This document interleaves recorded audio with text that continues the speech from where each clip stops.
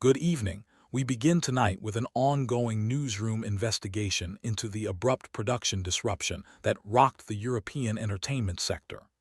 In early 2025, Norway's public broadcasting network, NRK, was preparing to unveil the official artist lineup for Grand, the prestigious televised competition designed to select the nation's representative for the global stage.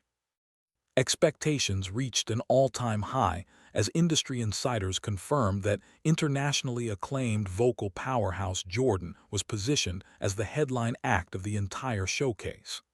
Staging concepts were locked in, custom designer wardrobe pieces had been commissioned, and promotional schedules were set to roll out nationwide. However, just hours before executives were scheduled to take the stage for the official press conference, the entire production was thrown into disarray when her name was suddenly removed from the broadcast roster. What was initially framed as an amicable separation quickly descended into a high-stakes corporate standoff between a state broadcaster and high-powered American legal representatives. Tonight, our investigative team breaks down the official records, the paper trail discrepancies, and the complex financial dispute that left network bosses demanding tens of thousands of dollars in compensation before ultimately walking away. To fully understand why this last-minute exit sent shockwaves through the music industry, our reporting must look back at the unique career trajectory of Jordan. Emerging as a national phenomenon at just 8 years old after winning Norway's Got Talent, she instantly captured global attention with her distinct jazz-infused vocal style and barefoot stage presence. Rather than limiting her career to domestic markets, her team executed a rapid expansion into the United States entertainment landscape, securing high-profile television appearances, executive backing from elite industry figures, and a major label recording contract. Her proposed return to the grand stage in 2025 was carefully positioned by media commentators as a triumphant homecoming, a moment where a homegrown prodigy, now backed by international capital, would represent her home nation on the world's largest television stage. Network producers spent months coordinating with her Los Angeles-based management to craft a high-impact performance that could dominate both domestic ratings and international. The stakes were exceptionally high for all parties involved, making her sudden withdrawal on the eve of the press reveal not merely a schedule change, but a massive operational crisis for the network's flagship programming. Immediately following her absence from the roster launch, the public relations strategy kicked into motion to address a confused and disappointed. Statements issued by her mother to national media outlets highlighted environmental emergencies occurring near their primary residence in Southern California as a primary factor influencing the decision.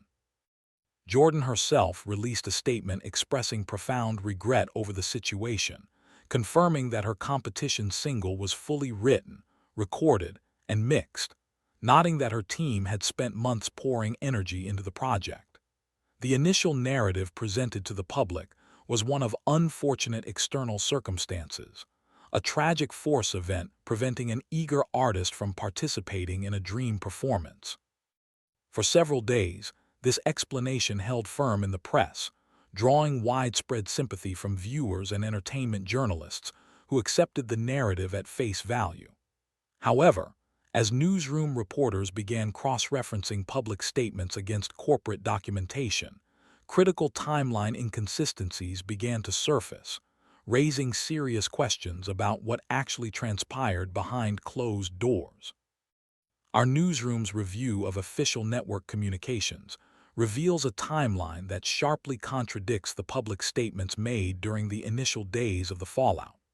Leaked correspondence confirms that her Beverly Hills attorney formally dispatched an official electronic notice of withdrawal to broadcaster executives on January 6.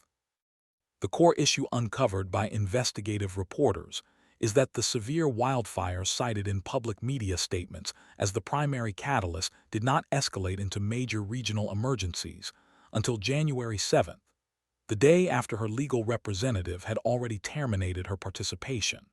Furthermore, the internal legal notice cited vague personal and professional considerations, alongside recent safety advisories, rather than severe weather conditions. Head of the Norwegian delegation, Mads publicly acknowledged the network's confusion, telling reporters that executives received starkly different explanations from her legal counsel compared to what was being published in press outlets.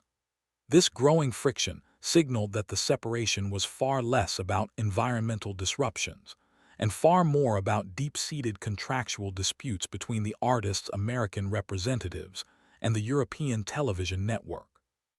The operational impact on the broadcaster was immediate and costly, prompting a swift financial response from state network officials. Because her withdrawal occurred merely hours before major promotional were scheduled to begin, the network was left with physical stage elements already halfway built and unrecoverable production overhead.